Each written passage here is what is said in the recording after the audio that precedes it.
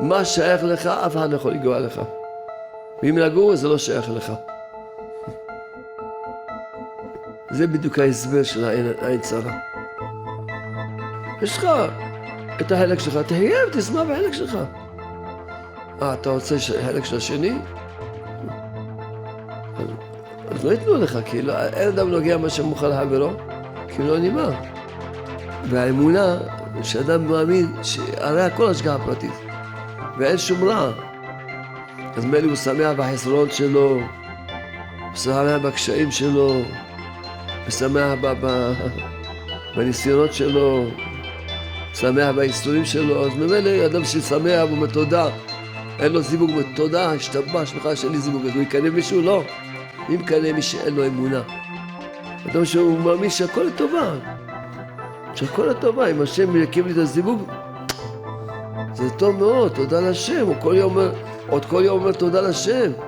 תודה לך השם שהקפת לי את הזיווג, אני מודה לך, השתבש ממך לעד. אתה אוהב אותי ואתה מרחם עליי. אתה עושה את הכי טוב בשבילי, והקפת לי את הזיווג, זה הכי טוב בשבילי. הוא יקנה במישהו אחר, הוא לא יקנה במישהו אחר. לצערנו הרב, הרבה אנשים חולים במחלה הזאת. קוראים לה קנאה, קוראים לה עין הרע, קוראים לה צרות עין. שרואים שבדור שלנו המחלה הממארת מתפשטת.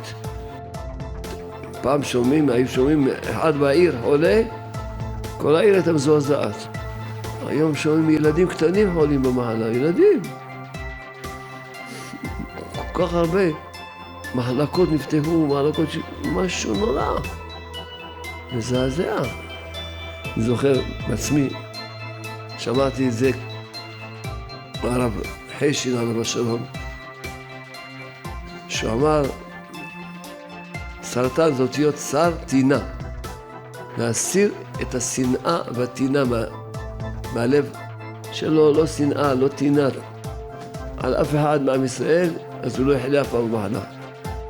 איך נהיה המחלה הזאתי? אבל כל מידה כנגד מידה.